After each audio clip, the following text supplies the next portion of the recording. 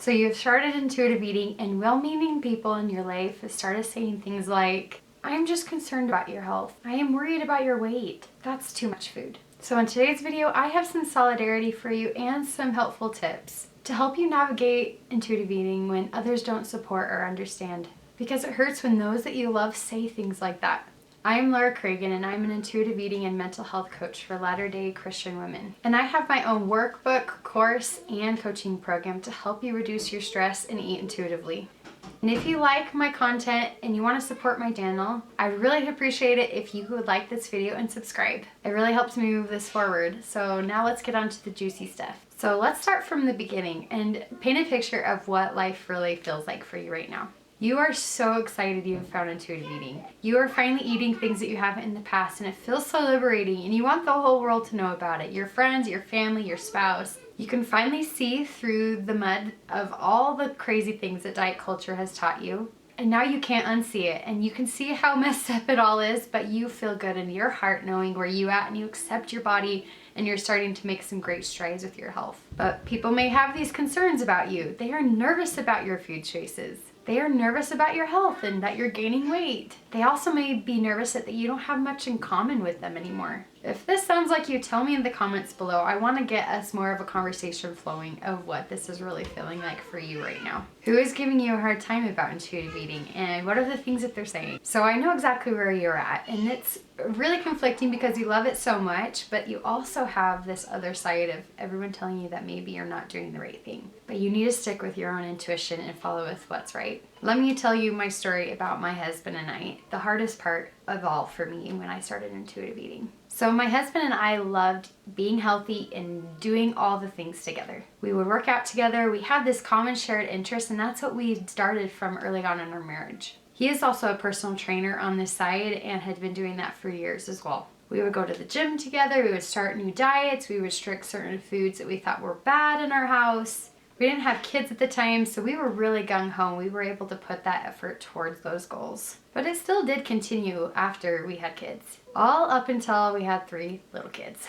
But me and my husband both still had that much more of a fierce determination to make sure we still looked and were healthy in a certain way. But it was so much harder. I had gotten older, I had started gaining some more weight, and it was harder to do those things in the past. I felt like I needed to lose the baby weight. My body changed a lot more than his did, and I would compare myself to him, and I felt awful. So I started to see that after many years of dieting, I had finally hit rock bottom. I was feeling at war with myself and so empty. And if any of you have heard my story before, you know that my mind was so sick and I hated my body. I knew that there had to be a better way to live. And the Spirit pushed me to find the answer, and I found intuitive eating. So through these principles of intuitive eating, and through my journey of depression, suicide ideation, and eating disorders, and going through a whole month-long treatment program away from my family, I needed to overhaul that relationship with my body and with my food. And with all that work and with all that struggle, I did find that hope and that healing more and more. However, that did not mean that it was going to be easy to navigate this new territory with my husband. I had totally shifted everything that we do together, and we really struggled. We found ourselves not having anything in common, and some things were very triggering to me as I was going through my recovery, so my husband had to be careful, and I had to be careful with what he said and what he did when it came to conversations on health. And we both missed those times together. But we knew it was not a healthy place for me to participate anymore. We would have open and honest conversations with each other, and he would be as open as he could with me. I would have to accept that he wasn't going to accept my ideas. And at the end of the day, we really just wanted both of us to be happy. And that became a great foundation to keep our relationship stable and intact. I would explain to him sometimes what I would learn, but I would not force it on him. And of course, sometimes I would get opinionated and I would have to bridle myself and just let it go. And I found like that was the best thing that helped me. I can't convince him to be an intuitive eater and do this with me. I let him do his thing and he will let me do mine. We had to find other ways to stay connected. We have great respect for each other, and we still have to work things out, but we are in a much better and healthier place for both of us. So let's start with some other helpful tips now that we've talked about my story. And this is definitely going to start with boundaries. Now, boundaries is not a dirty word. Boundaries tells others what you will do. A lot of times we feel like boundaries means what the other person does, but it's the exact opposite. It's just telling them what you will do within certain situations. And I can imagine if you are here and you're anything like me, and a lot of women in this world, we tend to be people pleasers. There's a side of that we can honor and we can respect, but not as a way to self-sacrifice ourselves.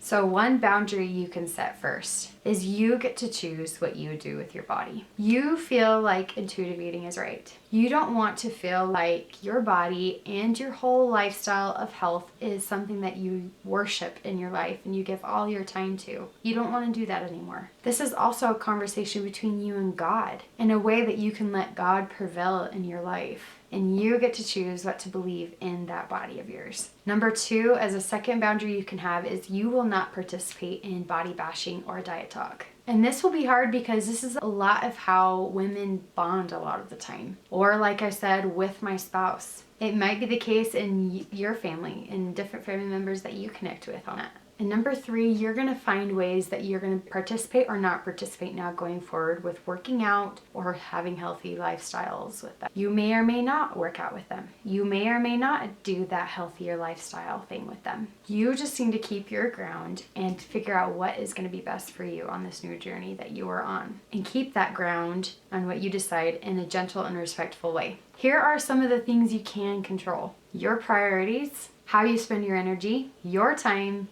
your means, which is money, how we treat each other, and who we go to for guidance. But you still might be thinking in your mind, how do I convince my spouse or my friend or my mother-in-law intuitive eating is the right way to go? Here's my answer. You don't. But let me explain to you how you can have successful conversations. Number 1 is to keep the conversation flowing. You will have many conversations over your whole lifetime now that you're on this path. And secondly, you are going to listen so well. And that's what's most important, is that we need to listen more than we speak. And 3 is respect. We should be considerate of others people's opinions and see how they value those things. There's a great scripture in the Bible, 1 Peter 3, 1-8. This is a great passage of scripture that will help you in any hard conversations you will have in life. Some of my favorite phrases are, and this actually applies to wives. It says, "The word be won by the conversation of the wives." In this passage of scripture, it's talking about if women have been converted to the gospel, but their husbands have not, this is a great way to help persuade and tell them about what you believe in. And of course, we're applying this to intuitive eating, but it still goes along with a lot with the gospel. You are only going to persuade or to show your opinion by the conversations that you have with others and how you have that conversation. Another verse in that passage of scripture is, "Finally, be ye all of one mind, having compassion one for another. Love as brethren, be pitiful, be courteous." This is all Christ's teachings. The tone that we have in our conversations are everything. So have a gentle and courteous and kind tone as you converse. You would want them to do that for you. So you're going to model that by doing it first. You can navigate this journey with others around you, I promise. And you may be a wonderful example to them and give them a path that they may need later on down the road. So if you need more help with this, check out my course. It is my Latter-day Intuitive Eating 12-week course. I have a whole module dedicated to this very topic of how to deal with others when you are doing intuitive eating. But if you want just a taste of it and you're not ready to purchase, go try my course sample. It is free to you,